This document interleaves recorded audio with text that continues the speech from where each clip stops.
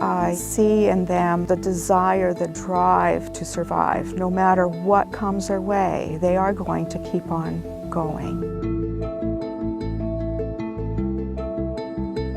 I remember she looked at me, and what struck me was not a look of pain. She didn't really seem to understand what life had dealt her or what pains might be in the future. She just seemed ready to accept whatever was going to happen. For a 4-year-old to be placed in that situation, to me, is devastating.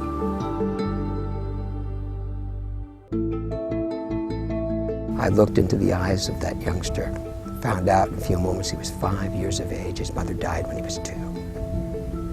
I could see behind his eyes that there was a lot of pain. And I don't think my heart could feel any heavier than it did in that moment. To see the young boy taking on a leadership role as a mother and father, as a matter of fact, that moved me to tears. And I couldn't imagine a young boy like that taking on that responsibility. He was no longer a child, he was a man taking care of his family.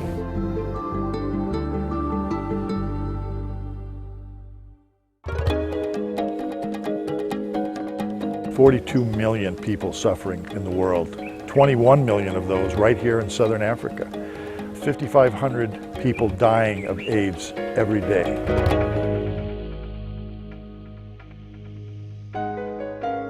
The more deaths we have, the more orphans we get. I just don't know what to do to stop this whole thing.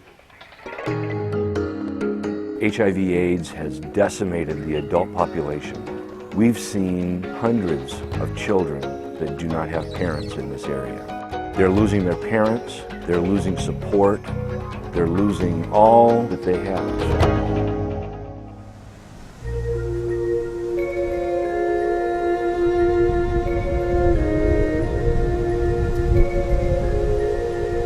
You are struck by the poverty, you're struck by the circumstances that these orphan children have to live with day by day. Bare walls, bare floors.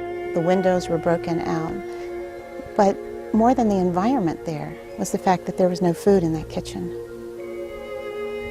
Nothing warm and inviting. They don't have a family structure. No mommy to tell you what to do, no daddy to tell you to go to school, and they are running their homes, 8, 9, 10 years old.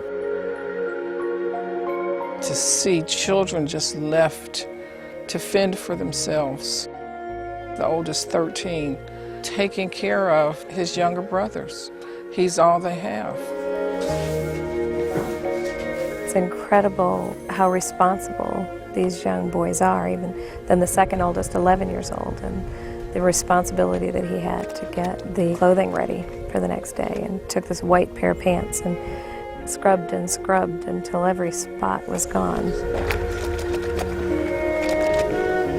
To see this child having to do everything that a grown-up should be doing, I wanted to know, where was his childhood?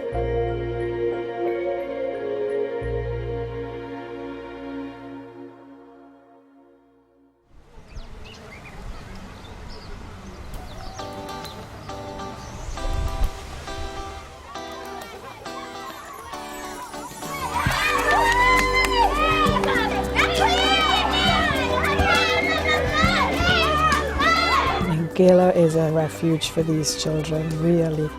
They feel safe there, they feel welcome there, they feel loved. I would take the picture, then I'd turn it around and let them see the image, and then they go, oh, oh, oh, like this, you know. Then we have more kids come running in.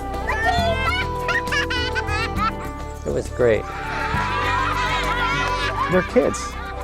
This was the language that they would speak, and they definitely did, to the point of exhaustion, almost. I mean, they really wore me out, but it was a really good feeling, and it was a lot of fun interacting with them.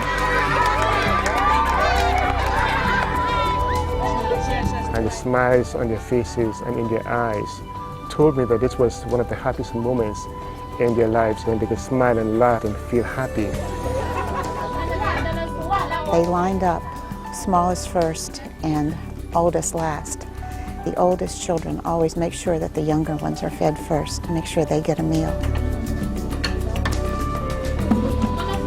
A smile of contentment in his eyes and his face, and he walked with his glass of juice and his plate, and he sat down with his brothers, and he chommed down. I saw them when they got their plates, and I could see gratitude for a plate of food that would get them through the day. Nhengelo plays a very important role to assure those children that you still are going to survive. Stay as a family, try to live a normal life, though challenges are there. They can get help with their homework after school. They know there's a place they can go when there's no place else. And that's hope that they don't have from any other source. I see a freedom that they enjoy on that campus. What they go home to each day might be as uncertain as the day that they lost their mother and their father. They're prisoners outside of that campus. They're liberated on that campus. They were children again. That is a gift we can't replace. Nhengelo has made marvelous changes in their lives.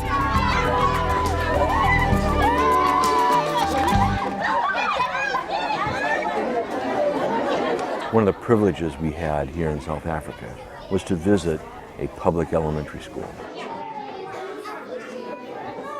As you looked across the faces, you could see orphans that I'd seen at Nhengelo the day before.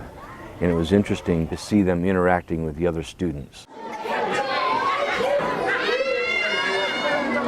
The teachers brought them together in the courtyard of the school. 600 or 700 young primary school children, and they began to sing.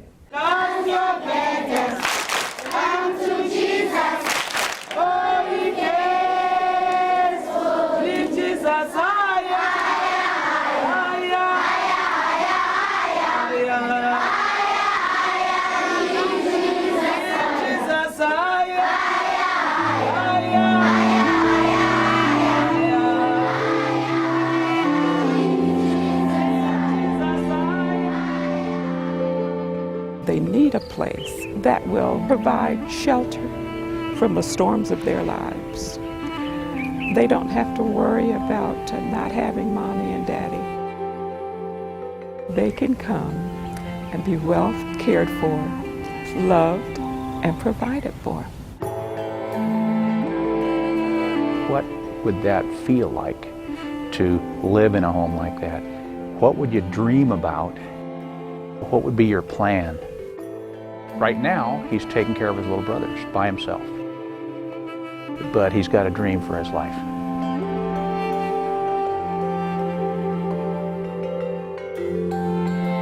Every child that I spoke to had a dream and a vision for the future.